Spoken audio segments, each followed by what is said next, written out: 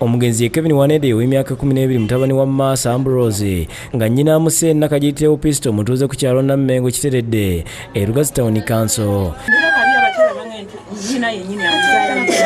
Bamututte ku poliisi. Abafumbo bano babadde bamaze emyaka 6 nga baawukanye kyokka nga babeera ku kyalo kye kimu nga n'omulimu bakola gumu gwa busomesa.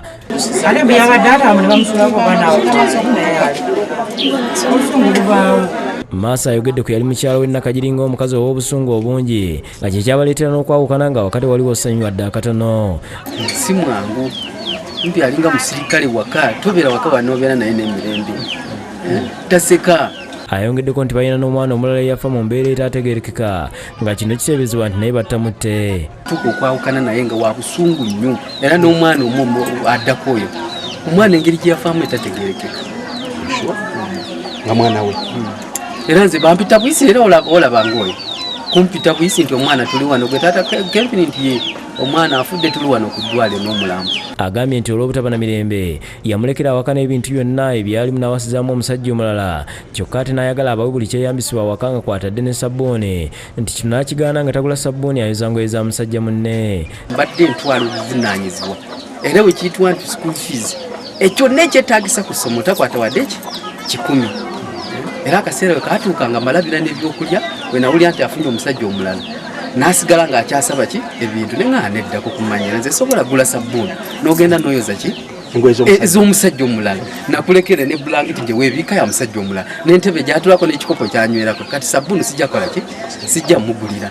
Nakagiri asangiddwa awantu wabadde akwekeddwa akkiriza eky'okkuba omwana n'amutta tiwabula yakikoze tagenderedde nti lwakuba entuuko z'omwana zaabadde zituuse n'asaba poliisi emusonyiwe nti yasse tagenderedde. Munsonyiwe entuuko z'omwana zo zaabadde zituuse naye nze siyinza kuba mwana wange nga ngenderedde nti kukola ki kumutta.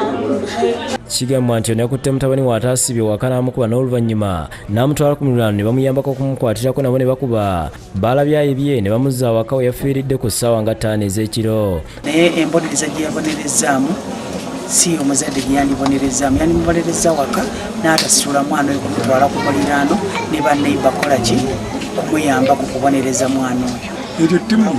Poliisi egenze ku miriraano omugenzi gye bamukubidde ng'eno esanzeeyo omuvubuka gwe badde yagala okukwata kyokka n'abeesooka n'abawulira abakubye omwana bonna. Mama Jackson ne Joyce n'omulala taata kyaze naye abaddewo. Omulambo poliisi egulitte omugwanika ly'eddwaliro e Kawolo era ng'ekitegeezeddwa nga ku baakubye omugenzi kuliko omukyala omulala ategerekiseeko erya Nakintu Mama Jackson nga naye amaze okukwatibwa nga kati bakuumira mu kaduukulu ka poliisi e Lugazi. Mukasa Kivumbi yakusakidde Gweno ku lwa Bukedde TV1.